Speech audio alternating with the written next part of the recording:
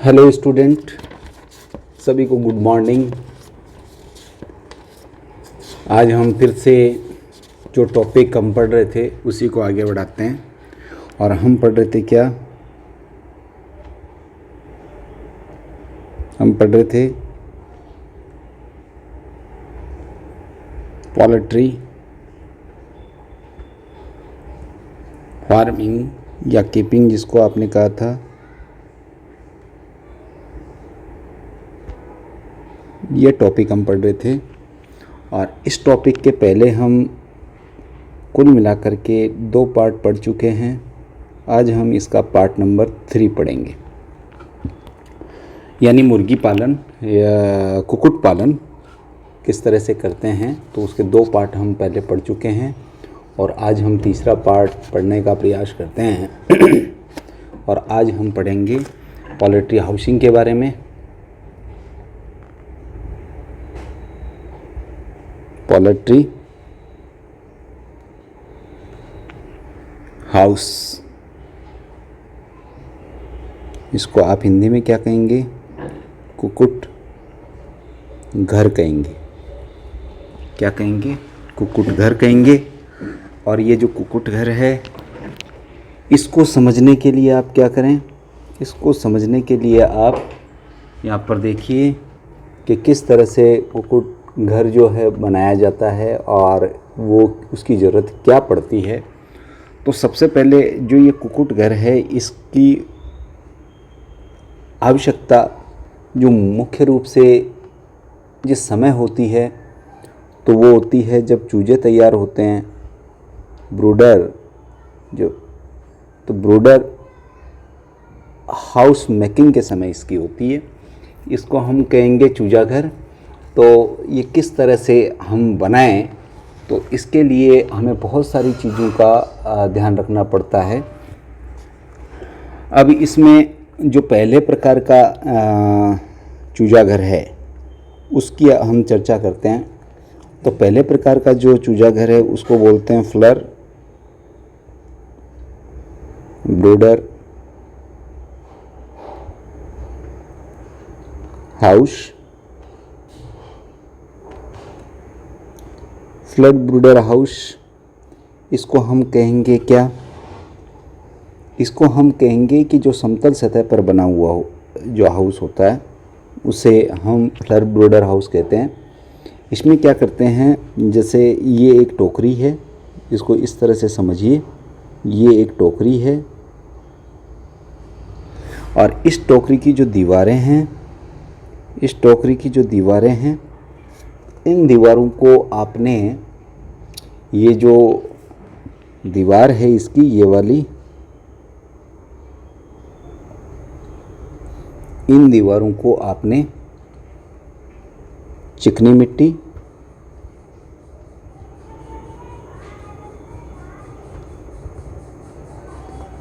व गोबर को लेकर के आपने लेप दिया। इस मिश्रण से अगर आप इस छबड़ी को लेप देते हैं तो अच्छे ब्रूडर हाउस के रूप में इसको काम में ले सकते हैं। कहीं भी इसे रखा जा सकता है। अब इसमें और भी हम काम में ले सकते हैं, जैसे कि ये मैंने छबड़ी की बात की, ऐसे ही हम जो लकड़ी के ब्रूडर हाउस होते हैं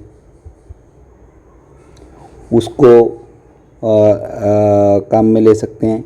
लकड़ी के बने हुए कक्ष काम में ले सकते हैं, या टिन के बने हुए कक्ष काम में ले सकते हैं, या फिर हम कहें कि एल्युमिनियम के कक्ष काम में ले सकते हैं।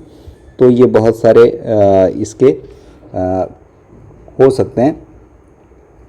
इसमें क्या है कि जो भी चूजे होंगे उनको हम ऑप्टिमम टेम्परेचर पे रख सकते हैं और मिट्टी इसमें उचित तापमान बनाए रखने के लिए फ्लोर वाले में इसमें हम लैंप लगा सकते हैं, या जो हीटर होता है हीटर को यूज कर सकते हैं, या इंफ्रारेड लैंप जो होता है उसका यूज किया जा सकता है, या जो इलेक्ट्रिक बल्ब होता है उसको यूज किया जा सकता है। तो इसके द्वारा हम क्या करते हैं, इसमें टेम्परेचर को कंटिन्यू करके रख सकते हैं। तो एक बहुत सिंपल सा मेथड है। और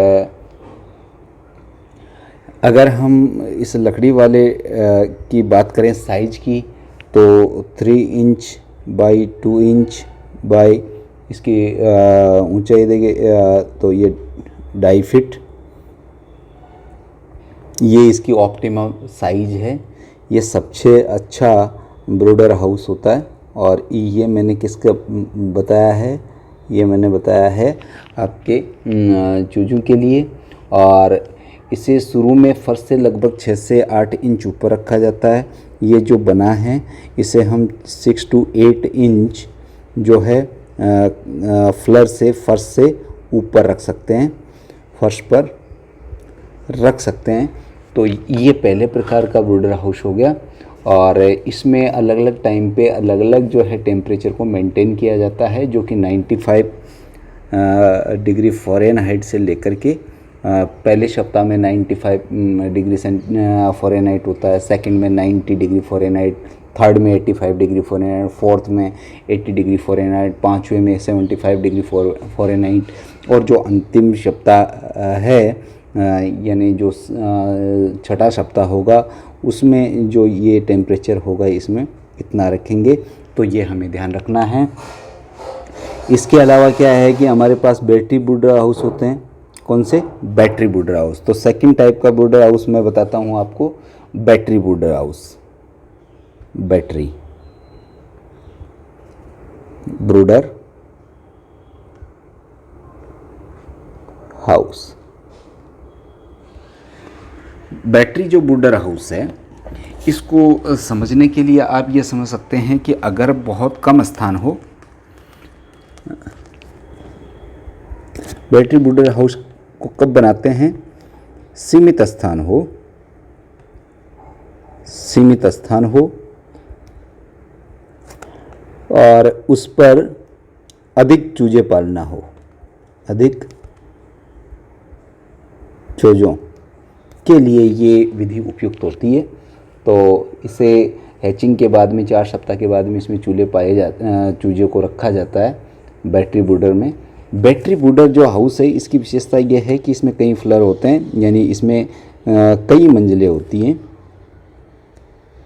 कई मंजिल के हो सकते हैं। ये तो क्या है कि एक ही, यानी ये इस तरह से होंगे, ये पहली मंजिल हो गई, ये दूसरी हो गई, ये तीसरी हो गई, ये चौथी हो गई, तो ये 1 2 3 4 सो ऑन। तो ये कम स्थान पर ये एक तरह का केज सिस्टम प्रणाली है। इसमें क्या है कि एक स्थान ठंडा भी होता है जहाँ पर चूजे क्या है कि आराम से आ जा सकते हैं। ठंडा स्थान जहाँ होगा वहाँ पर क्या होगा, चूजे आराम से आ जा सकेंगे।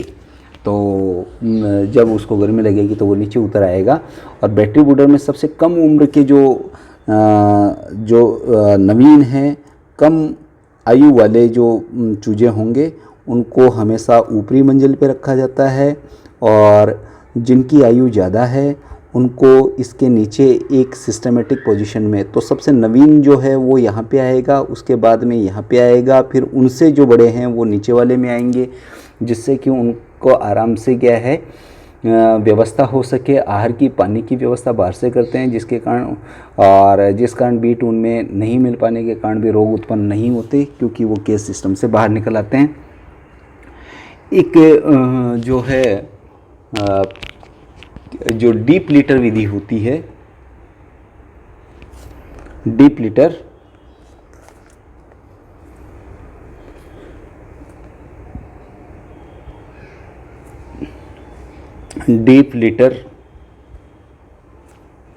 विधि हाउस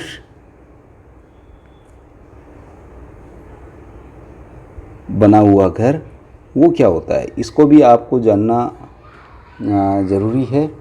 यानी इसमें क्या करते हैं, वे सभी लोग जो घरों के अंदर, घरों में मुर्गी पालन करते हैं, घरों में मुर्गी पालन करते हैं, वो लोग क्या करते हैं, खुले के अंदर अपने क्षेत्र में एक बड़ा जो है इस तरह से एक चूजा घर या मुर्गी घर या मैं कहूँ पोल्ट्री हाउस बनाते हैं। और इस हाउस की जो यहाँ पर फ्लर है, इसके ऊपर इस जगह पर यहाँ क्या डाल देते हैं, या तो भूसा डाल देते हैं, गेहूँ ऑब्लिक चावल का भूसा ये बिखेर देते हैं साहब।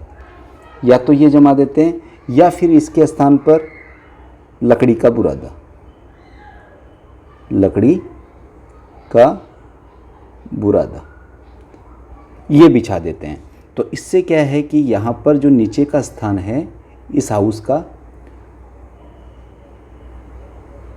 वो डायरेक्टली क्या जो मुर्गियाँ बीट वगैरह करेगी और जो उनका अपशिष्ट होगा वो क्या है कि समय समय पर आसानी से हटा दिया जाएगा। साथ में ये जो हाउस होगा इसमें वेंटिलेशन के लिए क्या होंगी, खिड़कियाँ होंगी। इस तरह से खिड़कियाँ इसमें लगी रहेंगी, तो इसमें खिड़कियाँ लगी रहेगी तो आराम से इसमें वेंटिलेशन होगा। और ये खिड़कियाँ होगी, विंडोज़ होंगी, तो इसमें आराम से वेंटिलेशन होगा, एरेशन होगा। तो उससे क्या है कि इनको आसानी से क्या है कि शुद्ध हवा मिलती रहेगी। ये जो खिड़कियां हैं इनके अंदर क्या लगी रहेगी, जाली लगी रहेगी। और ये जाली जो है वो किसकी होगी, ये जाली जो है वो लोहे की महीन जाली होगी, तो इसके थ्रू वो आता रहेगा। और इस जो ये बिछावन हम यहाँ पर ये बिछोना बिछोया है इन मुर्गियों के नीचे इस हाउस में, इस बिछावन को हम लीटर कहते हैं। क्या कहते हैं, लीटर कहते हैं। और ये लीटर क्या काम करता है, जो मुर्गियां होती हैं उनके मलमूत्र को, उनके अपशिष्ट पदार्थों के जल वाले भाग को सोख लेता है, जिससे कि इससे जो दुर्गंध बनेगी इन मुर्गियों के अपशिष्ट से तो वो घरों तक नहीं पहुंच पाती। और जैसे ही नमी दिखती है तो उस भाग को वहाँ से हम आसानी से हटा सकते हैं। और समय समय पर क्या है कि इसमें दाना है, पानी है, सुबह दोपहर शाम उसका पूरा ध्यान रखना पड़ता है। और जैसे ही समय समय पर जो भी अंडे दिए जाते हैं उनको भी हम क्या करते हैं, वहाँ से हटा लेते हैं। बीमारियाँ फैलने का डर नहीं होता, तो अच्छा मेथड है ये। और 4-5-6 महीने के बाद में लीटर को कंपोस्ट पिट्टी के साथ में बदल दिया जाता है, यानी इस लीटर को खाद के रूप में यूज़ कर लेते हैं हम, जो कि बहुत ही उन्नत नाइट्रोजन की भरपूर मात्रा होती है। विश्व में जो जितने भी कंट्रीज हैं जहाँ पर पोल्ट्री फार्मिंग और कीपिंग की जाती है, जनरली डीप लीटर के स्थान पर केज सिस्टम, जो केज सिस्टम या केज हाउस, जो पिंजरा हाउस होता है, उसी को पिंजरा घर, इसको सबसे ज़्यादा काम में लिया जाता है। तो केज सिस्टम जो है इसमें क्या करते हैं, या केज में यानी एक पिंजरा होगा जिसमें कई मंजिलें होंगी। उन मंजिलों को बढ़ती हुई महंगाई और बढ़ती हुई जनसंख्या की पूर्ति के लिए, निरंतर मुर्गी आवास में वृद्धि के लिए सबसे कम स्थान पर केज हाउस जो है बहुत अच्छा है। इसमें क्या है कि इसमें एक पिंजरा तैयार किया जाता है और उस पिंजरे में बहुत कम स्थान पर बहुत ज़्यादा मात्रा में, यानी एक अगर मैं सिंगल पिंजरे की बात करूं, एक पिंजरे की बात करूं, तो वहाँ 2 से 3 हज़ार जो है मुर्गियों का पालन, 2 से 3 हज़ार पक्षियों का पालन, जो कि पक्षियों का पालन जो है आसानी से किया जा सकता है। तो ये पहली बात हो गई कि केज सिस्टम में। तो एक इसका लाभ ये है कि रोगों से बचाव हो जाता है इसमें। इसकी जो केज सिस्टम प्रणाली है इसके लाभ देखिए, एक तो आसानी से पालन संभव है, एक जो है रोग से बचाव हो जाता है। और रोग से बचाव होने का कारण क्या है, इसमें क्या है कि मुर्गियां तो पिंजरे में रहती है, तो निश्चित ही वो लाभकर होगा, क्योंकि रोग जो है मुर्गी समूह को ग्रसित नहीं कर पाता और बाह्य परजीवियों से उसका बचाव हो जाता है। तीसरा अगर हम कारण देखें तो पोषण में जो है कमी वाला कारण हम कह सकते हैं कि पिंजरे में जो पालने पर मुर्गी प्रतिदिन 5 से 10 ग्राम पोषण कम खाती है, तो 5 से 10 ग्राम आपकी बचत हो जाती है। 5 से 10 ग्राम कम पोषक पदार्थों को आहार के रूप में ग्रहण करती है। एक वर्ष में जो अंडे देने में एक मुर्गी पर 2 से लेके 3.5 किलो के आसपास आहार कम खर्च होता है, तो वास्तव में ये एक शुद्ध लाभ होता है। और इसके अलावा अगर हम देखें तो देखभाल की आसानी है, क्योंकि सुविधा के अनुसार हम इसमें छँटनी कर सकते हैं।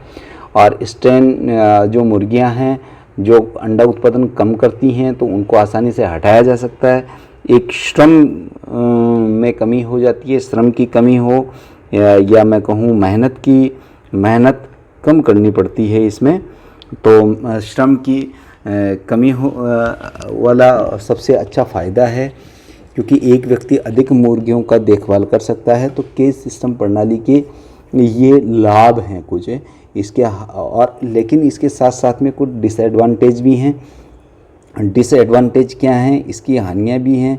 जो केज सिस्टम प्रणाली है इसकी कुछ हानियां हैं, डिसएडवांटेज हैं, वो कौन सी है? एक तो केज विधि में मुख्य समस्या है यह है कि कई अंडे जो लुढ़क के ट्रे में आते हैं वो टूट जाते हैं। तो इसमें पहली जो कमी है वो क्रैक्ड एग्स वाली है, क्योंकि जब मुर्गी अंडा देगी तो वो लुढ़क करके जब ट्रे में आएंगे तो ऐसे समय में क्या आएगी, इनके टूटने का खतरा होता है या इनमें दरारें पड़ जाती है। दूसरा, मुर्गी द्वारा स्वयं की गर्मी जो है 105 से 109 डिग्री फ़ारेनहाइट के आसपास होती है, लेकिन कम जगह और मुर्गियों कहीं भी ठंडे स्थान पर जाने की बंदिश इस विधि में होती है। इसलिए मैं कह सकता हूँ कि यहाँ पर हीट प्रोस्ट्रेशन वाली समस्या होती है। तो इसे हम ये कहें कि डीप लीटर विधि में जो अधिक गर्मी में मुर्गी स्वयं के शरीर को लीट में फैला करके ठंडक प्राप्त कर सकती है, वो यहाँ पर ठंडक प्राप्त करना इसके लिए लाजमी नहीं होता। तीसरा हम देखें तो केज लेयर फैटिग होती है, CLG जिसको बोलते हैं, CLF इसको बोलते हैं हम cage layer fatigue. Cage layer fatigue. अब ये केज लेयर फैटिग क्या होती है, यानी ये कुछ मुर्गियां विशेष अवस्था में क्या है कि वो किसी एबनॉर्मलिटीज की शिकार हो जाती है, जिससे कि कमजोरी और लकवे की शिकायत उसमें आ जाती है। तो केज लेयर फैटिग का मतलब यह है थकान, लकवा, कमजोरी, ये जो करैक्टर्स जो हैं आने लगते हैं, तो ये भी इसकी एक कमी है। एक है कैनाबैलिज्म, ये बहुत इम्पोर्टेंट है, कैनाबैलिज्म। और कैनाबैलिज्म का मतलब ये समझिए कि जब एक ही पिंजरे में बहुत सारी मुर्गियां होंगी तो आपस में क्या करेंगी, वो आपस में चोंच मारती हैं, आपस में चोंच मारना। और ऐसी कंडीशन में क्या है कि कुछ मुर्गियां मर जाती हैं, तो अंडा उत्पादन भी कम हो जाता है और कभी कभी कुछ मुर्गी भी मर जाती है, तो एक दूसरे के साथ में पक्षी चोंच मारते हैं। तो ये जो मेथड है वो कहलाता है कैनाबोलिज्म। लेकिन केज सिस्टम में ये उसकी कमी है, क्योंकि एक ही केज में बहुत सारी मुर्गियां पाई जाती हैं। और एक है बहुत सारी मुर्गियां एक साथ एक जगह रहेगी, तनाव यानी स्ट्रेस आ जाएगा उनके बीच में, और क्योंकि वो एक जगह रहती है इसलिए वो तनावग्रस्त रहती है, शीघ्र ही उत्तेजित हो जाती है। तो ये इसके लिए ये ज़रूरी नहीं है कि अधिक आवाज़ और छेड़छाड़ ना हो। बहुत सारे वही बात है भाई, एक कमरे में बहुत सारी भीड़ को इकट्ठा कर दिया जाए तो उनको चाहकर भी हम शांत नहीं कर सकते, तो ये इसकी कमी हो गई। लेकिन फिर भी हम केज सिस्टम मेथड में ये ध्यान रखते हैं कि पोषण का पूरा ध्यान रखना चाहिए। जल की व्यवस्था कैसी है, मुर्गी की खाद्य व्यवस्था जो वो बार बार बीट इकट्ठी रह रही है उसकी ज़्यादा गंदगी नहीं फैले, समय समय पर उसे हम अलग करें, और अलग करने के बाद में हम प्रकाश की व्यवस्था का पूरा ध्यान रखें, और दिन में कम से कम 3-4 बड़े अंडों का जो है एकत्रण करें। और इसके लिए पिंजरा प्रणाली की तुलना में जो केज प्रणाली जो थी उसके लिए हम कितने मंजिल के पिंजरे लगाए जाने चाहिए। 2 मंजिल के पिंजरे बनाने हो तो कम से कम उनके बीच में 10 से 12 फीट की छत होनी चाहिए। और ये यहाँ पर हम समझ सकते हैं कि 2 मंजिला पिंजरे जो हों, मंजिल वाले अगर पिंजरे हों या केज हों, तो 2 मंजिल वाले पिंजरे हों तो दोनों के बीच में कम से कम 10 से 12 फीट की ऊंचाई, 10 से 12 फीट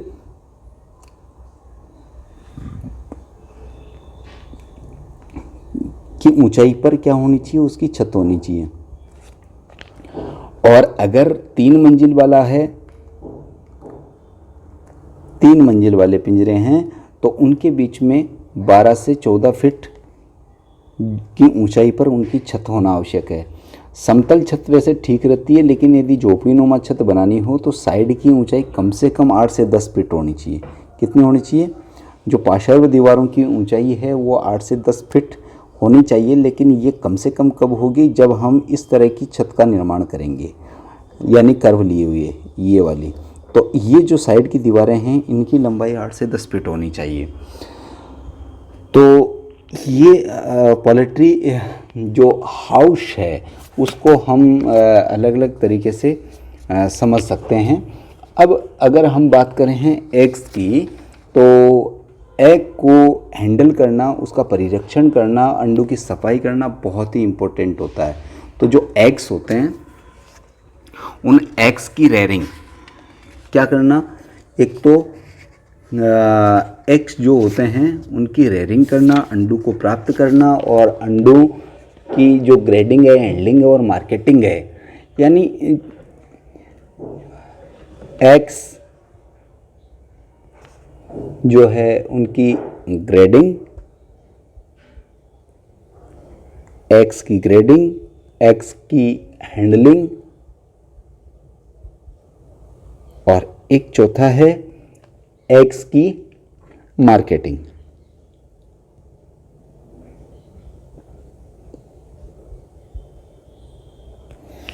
ये हमें थोड़ा सा देखना पड़ेगा इसमें कि किस तरह से हम एग्स की जो है हैंडलिंग करते हैं, ग्रेडिंग करते हैं और मार्केटिंग करते हैं। तो पहली बात तो ये है कि हमारा उद्देश्य क्या है इसको मुर्गी पालन का, ये हम पहले भी देख चुके हैं। जो ऑब्जेक्टिव जो थे पोल्ट्री कीपिंग का, वो था एक तो मीट का हमें जो है प्राप्त करना है, और दूसरा ऑब्जेक्टिव था एग्स जो है उनकी प्राप्ति करनी है। तीसरा था कि ये जो बोथ हैं इन दोनों के उद्देश्य से किसी जाति को हम पालते हैं।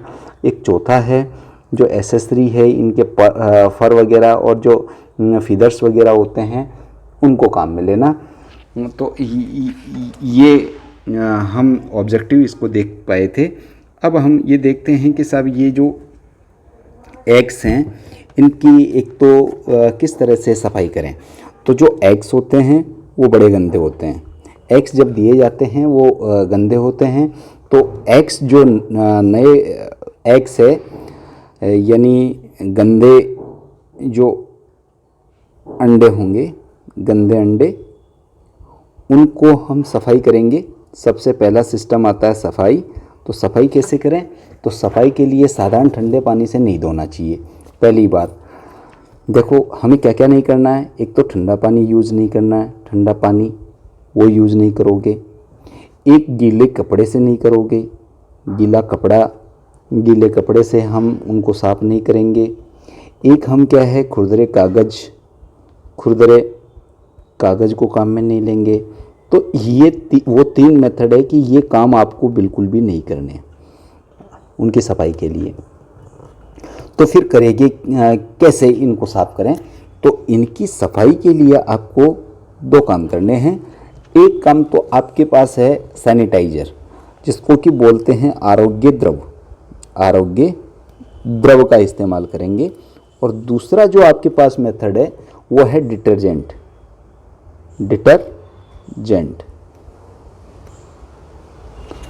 दूसरा काम है डिटर्जेंट, और डिटर्जेंट के लिए हम 1% क्या लेंगे, सोडियम हाइड्रोक्साइड लेंगे, 1% NaOH लेंगे। तो इनसे क्या करेंगे, हम अंडों को साफ कर लेंगे। इसके लिए ज़रूर ये थोड़ा सा ध्यान रखना पड़ेगा कि थोड़ा टेम्परेचर हमें मेंटेन करना पड़ेगा, और ऐसा करते समय हमें 40 से लेकर के 43 डिग्री सेंटीग्रेड टेम्परेचर इस डिटर्जेंट घोल का रखना पड़ेगा। इसके लिए क्या है कि आजकल विशेष तरह के यंत्र आ गए हैं और वो उपकरण हैं उनमें एक साथ रखे जाते हैं। हमारे देश में जो central food technology research institute है, मैसूर में स्थित है, वहाँ एक उपकरण का विकास किया गया है। तो जो मैसूर है वहाँ पर ये जो डिटर्जेंट वाला घोल है वो एक उपकरण में डाला जाता है, और ये जो उपकरण है एक साथ इसके अंदर 1200 से 1500 अंडे, 1200 से 1500 अंडों की क्लीनिंग हो जाती है। एक साथ कितने एग्स धुल जाते हैं इस मशीन में, इतने धुल जाते हैं। तो ये पहला काम हो गया कि इनको किस तरह से हम सफाई करें। फिर अब जो सफाई किए हुए अंडे हैं इनको हमें परिरक्षित करना है, जिससे कि इनको आसानी से काम में लिया जा सके। तो इनका प्रिजर्वेशन करना पड़ेगा। प्रिजर्वेशन, और प्रिजर्वेशन जब करेंगे तो प्रिजर्वेशन का मतलब तो आप जानते हैं, प्रोसेसिंग और प्रिजर्वेशन का मतलब होता है परिरक्षण करना। और परिरक्षण करने के लिए आपको क्या करना पड़ेगा, आपको एक बात तो ध्यान में रहनी चाहिए कि 90 से 95% जो एग्स होते हैं उनका यूज़ हम घरों में ही कर लेते हैं, यानी हर किसी के घर में ये यूज़ हो जाते हैं। बाकी के बचे 5 से 10% अंडे जो है वो कन्फेक्शनरी के लिए होते हैं। शहरों में अंडों की मांग और बिक्री में ये बहुत ज़्यादा ज़रूरी है। 20% जो उत्पादक है वहाँ तक अच्छी अवस्था में नहीं पहुँच पाते, इसलिए हमें क्या है कि इन अंडों को अच्छे से सर्वेक्षण करना। अंडों को ख़राब होने के कई कारण होते हैं, तो इसलिए उन अंडों को ख़राब होने से बचाने के लिए, इतने % घरों तक पहुंचाने के लिए हमें क्या करना है, अंडों को ख़राब होने से बचाना है। जैसे गर्म मौसम है, गर्म सूखे स्थान से भंडारण करना है, या गंदे अंडे या जो फर्टाइल हैं, बिना श्रेणी वाले अंडे, त्रुटिपूर्ण पैकिंग आदि, इन सब को क्या है कि या जीवाणु संक्रमण से रहित बनाना है। तो कुछ घंटों के पश्चात ही हमें क्या करना पड़ता है, इनका प्रिजर्वेशन करना पड़ता है। उचित देखभाल के लिए हम क्या करते हैं, प्रिजर्वेशन के लिए देखो 2 काम हैं प्रोसेसिंग और प्रिजर्वेशन के लिए। एक तो हमारे पास एक्स रूम होते हैं। एक्स रूम का मतलब जहाँ पर अंडों को रखा जाता है, ऐसे कमरे जहाँ पर अंडों को हम रखते हैं, और जहाँ इनको रखा जाता है वहाँ का टेम्परेचर 16 डिग्री सेंटीग्रेड रखा जाता है। और ठंडे मौसम में यदि जहाँ मुर्गियाँ अंडे दे रही हों तो वह पड़ा रहने देने से भी अंडे खराब हो जाते हैं। तो इसलिए दिन में कम से कम 2-3 बार अंडों को एक उपयुक्त तार वाली टोकरी में इकट्ठा करना चाहिए, और उसके बाद में हमें उनको इस प्रोसेस के तहत आगे परिरक्षित करना चाहिए। तो पहला है जो इनफर्टाइल एग्स होते हैं, अधिक ताप पर उर्वर अंडे अनवर अंडों की अपेक्षा जल्दी खराब होते हैं। यानी एक ऐसे अंडे जो कि फर्टिलाइज्ड नहीं है और एक ऐसे अंडे जो कि फर्टिलाइज्ड हैं। तो अगर ज़्यादा टेम्परेचर है तो जो फर्टिलाइज्ड एग हैं वो जल्दी खराब होंगे। तो एक तो हमें ये ध्यान रखना है कि अधिक जो ताप है, अधिक ताप पर जो फर्टाइल एग होते हैं, उर्वरक फर्टाइल एग्स को बचाना है। अधिक ताप से फर्टाइल एग्स को बचाना है, क्योंकि यह जल्दी ख़राब हो जाते हैं। और ऐसा क्यों होता है? ऐसा इसलिए होता है क्योंकि इंक्यूबेशन हो जाएगा, उष्मायन हो जाएगा, तो अंदर चूजे का विकास हो जाएगा, और चूजा अगर अंदर बन गया तो आपका अंडा खराब हो जाएगा। इसलिए आम धारणा यही है कि भाई इनको हमें अधिक गर्मी से बचाना चाहिए। और उचित परिस्थितियाँ हो तो अंडों को विनिषेचन का परामर्श दिया जाता है। अब फर्टिलाइज्ड एग को बचाने के लिए हमें क्या डिफर्टिलाइजेशन वाला मेथड यूज करना पड़ेगा। और फर्टिलाइजेशन जो होता है, डिफर्टिलाइजेशन, उसको हम क्या करें डिफर्टिलाइजेशन के लिए, तो इसके लिए विनिषेचन अंडा भी करने के लिए बिना खराब हुए काफ़ी लंबे समय तक इनको रखा जा सकता है। तो इसके लिए आपको क्या करना है, 135 डिग्री से 135 डिग्री फ़ारेनहाइट से 145 डिग्री फ़ारेनहाइट तक के टेम्परेचर के लिए एक टिन के डब्बे में रखते हैं। टिन डिब्बा लेते हैं और इस टिन डिब्बे के अंदर हम क्या करते हैं, डिफर्टिलाइजेशन के लिए एग्स को रख देते हैं। और ऐसा करने से क्या है कि 15 मिनट तक, उसके बाद में यहाँ रखने के पश्चात, ये टेम्परेचर इस पे रखने के पश्चात इसमें क्या होता है, गर्म पानी होता है, गर्म जल होता है, और गर्म जल में क्या कर देते हैं, इनको डुबो देते हैं और डुबाते हैं। इनको जब डुबाएंगे तो कितने समय तक रखेंगे, लगभग 15 मिनट तक रखेंगे। और 15 मिनट तक इनको रखने पर क्या होगा, इनको अलग हटा करके फिर अलग से हम इनको रख लेंगे किसी तार की टोकरी में। और अंडों के कूलर जो बने होते हैं वहाँ पर रख लेंगे। तो डिफर्टिलाइजेशन के द्वारा अंडों को ख़राब होने से बचाया जा सकता है। इसके अलावा एग्स की कूलिंग की जाती है। एग्स कूलिंग, और कूलिंग का मतलब तो अंडों को ठंडा करना होता है। तो अंडों को ठंडा करना ज़रूरी होता है, क्योंकि आप ये जानते हैं कि 68 डिग्री फ़ारेनहाइट से अगर ऊपर टेम्परेचर है, ऊपर टेम्परेचर अगर ताप हो गया है, तो उस समय क्या होता है, भ्रूण परिवर्धन यानी एम्ब्रियो डेवलपमेंट जो है, एम्ब्रियो डेवलपमेंट जो है स्टार्ट हो जाता है। इस टेम्परेचर पे क्या होता है, एम्ब्रियो डेवलपमेंट स्टार्ट हो जाता है, जबकि हमें इसको रोकना है। तो इस कारण के लिए हम क्या करेंगे, इनका शीतलन करेंगे, और कम तापमान अंडे के गुणों और ताज़ापन बनाए रखने में सहायक होता है। तो जो अंडे हैं उनको इससे कम ताप पर रखा जाता है, कम ताप पर रखा जाएगा। सर्दियों में तो वैसे ही टेम्परेचर कम रहता है, इसलिए सर्दियों में तो ये समस्या नहीं आती, लेकिन गर्मियों में ये समस्या आती है। इसके लिए कूलर्स, जो वाटर कूलर्स वगैरह, प्रशीतक वगैरह होते हैं, कम ताप पर रखा जाता है। इसके लिए हम किसको यूज़ करते हैं, कूलर्स को यूज़ करते हैं। और जो कूलर्स हैं उनको हम प्रशीतक कहते हैं। तो जहाँ पर मुर्गी घर होता है, मुर्गी पालन घर होता है, वहाँ पर प्रशीतक लगे होते हैं, और उन प्रशीतक के अंदर क्या है कि हम इन एग्स को रखते हैं, जिससे कि इनकी गुणवत्ता बनी रहे। दूसरी तरफ अगर हम ये देखें कि जो ये अंडों का जो कूलिंग करने का सिस्टम है, इसके लिए हम कूल रूम का सहारा लेते हैं। और कूल रूम यानी वह स्थान या वह कक्ष जो कि ठंडा हो। इसमें क्या है कि कूल रूम ऐसा होगा कि ये जैसे मान लीजिए ये मैंने एक मुर्गी पालन घर का कूल रूम बनाया है। इसमें क्या है कि एक दरवाज़ा होगा और इसके पास में कुछ खिड़कियां लगी होगी। इन खिड़कियों के ऊपर कुछ खस की बनी हुई टट्टियाँ लगी होगी। इनके ऊपर हम क्या करते हैं, इन टट्टियों के ऊपर पानी छिड़कते रहते हैं, और पानी का जब छिड़काव करेंगे तो जब एरेशन इनमें से होगा तो ये अंदर जब जाएगी फिल्टर होके छिड़ावन करेंगे, तो ये पूरा कमरा ठंडा रहेगा। और कमरे के अंदर बिजली का पंखा भी लगा देते हैं, जिससे कि कमरा ठंडा रखने में सहायक वो होता है। ऐसे ही क्या है कि एक दूसरा और मेथड है इसमें, और दूसरा मेथड क्या है, दूसरा मेथड है अंडरग्राउंड सेलर बना देते हैं।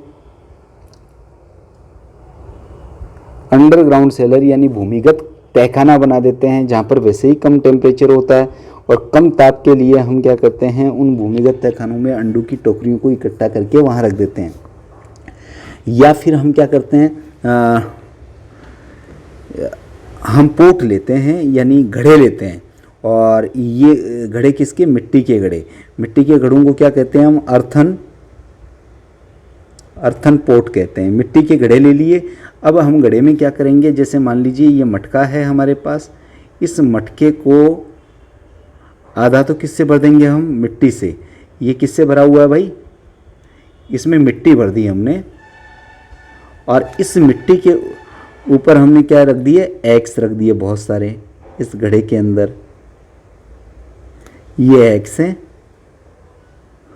और इधर से हम क्या करेंगे, बूंद बूंद करके पानी डालते रहेंगे, और ये पानी किस पे, इस मिट्टी के ऊपर आता रहेगा, जिससे कि मिट्टी जो है वो ठंडी होती जाएगी, और ठंडी होती जाएगी, और हमारे एग्स जो हैं वो खराब नहीं होंगे। घड़े को हवादार स्थान पे रखेंगे, और इसमें किसी तरह का इन्फेक्शन ना हो, अंडों के ऊपर कोई बैक्टीरिया जाके ना बैठे।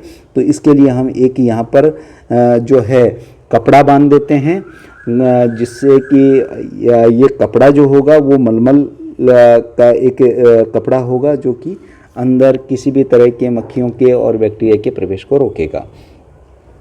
वैसे लार्ज स्केल पे हम क्या देखते हैं, लार्ज स्केल पे इनके लिए कोल्ड स्टोरेज तैयार किए गए हैं। कोल्ड क्या तैयार किए गए हैं, कोल्ड स्टोरेज तैयार किए गए हैं। कोल्ड स्टोरेज, और कोल्ड स्टोरेज का मतलब तो आप सभी जानते हैं। कोल्ड स्टोरेज का मतलब होता है शीत संग्रहण केंद्र, और इन संग्रहण केंद्रों में क्या है कि अंडों की गुणवत्ता को 9 महीने तक, कितने माह तक, 9 माह तक बनाया रखा जा सकता है। लेकिन ये जो शीत संग्रहण है, यहाँ पर टेम्परेचर 0 डिग्री सी से लेकर सी, और जो इन 85% जो है रिलेटिव ह्यूमिडिटी पर इनको हम स्टोर कर देते हैं। तो ये सबसे अच्छा तरीका है। अंडों को बहुत अधिक समय तक, जहाँ ग्रामीण क्षेत्रों में ऐसी सुविधाएं नहीं होती तो वहाँ ये जल्दी ख़राब हो जाते हैं। एक फ्रीजिंग होता है, ये सबसे अच्छी विधि है, एग फ्रीजिंग। फ्रीजिंग का मतलब क्या होता है? फ्रीजिंग का मतलब होता है आपके प्रशीतन, यानी अंडों का प्रशीतन करने के लिए ये विधि काम में ली जाती है। और इसमें क्या है, अनिश्चित काल तक के लिए रखे जाते हैं। अंडों के कवच को क्या है, शीतगृह में रख दिया जाता है, और जिस घर में रखा जाता है उसको कैडलिंग रूम कहते हैं, और विच्छेदन टेबल तक पहुंचाया जाता है। एक कुन कांचों की सहायता से कटोरे लगे होते हैं, वहाँ सभी पदार्थ इकट्ठे हो जाते हैं और योग सफेदी को अलग अलग कर लेते हैं और जीवाणु संक्रमण से विरोध। यहाँ क्या है कि जो ये एग फ्रीजिंग वाला सिस्टम है, यहाँ पर जो अंडों को जमाया जाता है वो ऑटोमेटिक टूटते हैं और केक, पेस्ट्री, आइसक्रीम बनाने के लिए उसके योग का काम में लिया जाता है। एक होता है egg drawing. Egg drawing, egg drawing में क्या है, अंडों को सुखाना पड़ता है, और अंडों को सुखाने से क्या है कि उनके बाहर में 1/4 जो है कमी आ जाती है। उनके बाहर में क्या आ जाती है, 1/4 कमी आ जाती है। जो उनका वेट होता है अंडों का, उसमें 1/4 की कमी आ जाती है, और 1/4 की ये कमी आती है। तो इस प्रकार क्या है कि 1 किलोग्राम सूखा अंड उत्पाद हमें प्राप्त होता है। तो इनको सुखाने के लिए हम क्या करते हैं, ड्राइंग चेम्बर काम में लेते हैं। क्या काम में लेते हैं? Drawing chamber. ड्राइंग चेम्बर काम में लेते हैं, और इसमें ड्राइंग चेम्बर में क्या है, स्प्रे के द्वारा अंडा एक बारीक चूर्ण के रूप में रहता है, और इसको क्या है कि सुखा लिया जाता है। या फिर हम क्या करते हैं, अंडों को चूने से बंद कर देने से उनकी नमी और कार्बन डाइऑक्साइड निकलती है, और चूने से बंद करने से अंडे का खोल 15 से 18 घंटे, या हम क्या है कि लाइम काम में लेते हैं। लाइम का मतलब चूना। तो ये चूना लगाने से क्या है, 15 से 18 घंटे तक वो सूख जाएंगे, और इससे अंडे को लंबे समय तक सुरक्षित रखा जा सकता है। ऐसे ही एक और है, मार्केटिंग करने के लिए अंडों को हमें क्या है कि अच्छा और ख़राब होने से बचाना है। इसलिए मार्केटिंग के लिए इनके लिए ऑयल कोटिंग की जाती है। तो ऑयल कोटिंग ऑफ एग ये सबसे सर्वोत्तम विधि है, जिसमें कि मार्केटिंग के दृष्टिकोण से इसमें क्या है कि जो अंडे होते हैं,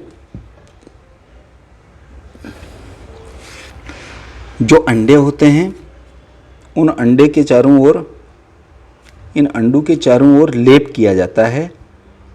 और वो लेप किसका होता है? तेल का होता है। अब वो तेल किसका काम में लेते हैं हम? वो तेल लेते हैं कार्नेशन का, कार्नेशन तेल। और दूसरा तेल जो है वो काम में ले सकते हैं हम पैराफिन से,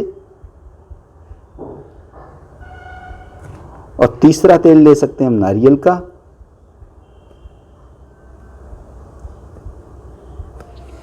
तो ये कोई भी तेल आप काम में ले सकते हो। तो इनसे क्या होगा कि जो लेपन किया जाएगा अंडे के चारों ओर, उस लेपन के साथ साथ में इन तेल के साथ में हम क्या मिला देंगे, इसमें एंटी फंगिसाइड यानी फफूंद रोधी, और एक हम जीवाणु रोधी ये पदार्थ मिला देंगे, जीवाणु रोधी। तो जब यह आप मिला दोगे तो इन अंडों के ऊपर न बैक्टीरिया की ग्रोथ होगी और न किसी फंगस की ग्रोथ होगी। तो तेल से भरे हुए जो बर्तन होंगे उनमें इन अंडों को हम रखते हैं कितने सेकंड तक? 5 से 10 सेकंड तक। सिर्फ 5 से 10 सेकंड तक हम इन अंडों को डुबोते हैं, और जब इनको डुबो लेते हैं तो उसके बाद में इनको अंडों से भरी टोकरी को बाहर निकाल लेते हैं, और फिर उसको 1 से 2 घंटे तक हैंगर पर लटका देते हैं, पंखे को चला देते हैं, जिससे कि वो सूख जाता है। बर्तन का जो लेपन वाला तेल है उसको ठीक प्रकार से छान करके, जीवाणु रहित करके कई बार हम उपयोग में ले सकते हैं। और ऐसा करने से हम क्या कहें कि 80 दिन तक इन अंडों को रखा जा सकता है। ये तेल जो होते हैं रंगहीन होते हैं, स्वादहीन होते हैं और गंधहीन होते हैं, तो इसलिए उनकी गुणवत्ता पर कोई प्रभाव नहीं होता। और इसके अलावा क्या है कि एक व्यापारिक मेथड और है अंडू को मार्केटिंग करने के लिए, लंबे समय तक बनाए रखने के लिए, उसको बोलते हैं water glazed method. Water glazed method, इसको हिंदी में हम जल काचित विधि कहते हैं। इसमें क्या है कि व्यापारिक दृष्टिकोण से हम जो ये कार्य हैं, हम क्या करते हैं, इसमें एक सोडियम सिलिकेट का आपने केमिस्ट्री में पढ़ा होगा। सोडियम सिलिकेट वास्तव में एक तरह का कांच ही है। सिलिकेट, जो सोडियम सिलिकेट होता है एक तरह का कांच है। इसको उबाल करके ठंडा किए गए पानी में एक निश्चित अनुपात के साथ में मिलाया जाता है। इसको उबालेंगे और ठंडे पानी में डाल देंगे, ठंडे पानी में रखेंगे, और ठंडे पानी में रखने के बाद में एक मिट्टी के बर्तन में रखकर लकड़ी के टुकड़ों में आपस में ठीक प्रकार से इसको मिला देते हैं, लकड़ी के टुकड़े से इसे, और फिर अंडू को इस घोल में डुबोकर बर्तन से ढक कर के ठंडे स्थान पर रख देंगे। तो इस घोल के अंदर हम क्या करेंगे, अंडू को रख देंगे, और ऐसा करने से अंडे लंबे समय तक खराब नहीं होंगे और हमारी मार्केटिंग आसानी से होगी। तो ये हो गया हमारा क्या, अंडों की जो है हैंडलिंग है, या फिर उनको किस तरह से हम प्रिजर्व कर सकते हैं, किस तरह से उनकी मार्केटिंग तक को उनको सुरक्षित रख सकते हैं। तो आज हमने इस वीडियो पे, जो एक लंबा वीडियो बन गया वैसे, तो ये पोल्ट्री फार्म का 3rd वीडियो था, और जो पोल्ट्री कीपिंग का पार्ट नंबर 3rd है। इसके बाद में हम इसका एक अंतिम वीडियो और लेके आएंगे, जो कि आपके इस यूनिट का एक वर्मी कल्चर नामक एक टॉपिक और बचा हुआ है। तो ये जो वर्मी कल्चर टॉपिक है उसको हम अगले वीडियोस में देखेंगे, जिससे कि क्या है कि हम इस यूनिट को एक छोटा सा पोल्ट्री डिजीज़ का और बचेगा। तो पोल्ट्री डिजीज़ और वर्मी कल्चर और उसके प्रोडक्ट वगैरह वो हम देखेंगे। और तब तक आप अपनी स्टडी को कंटिन्यू रखिए। Thank you.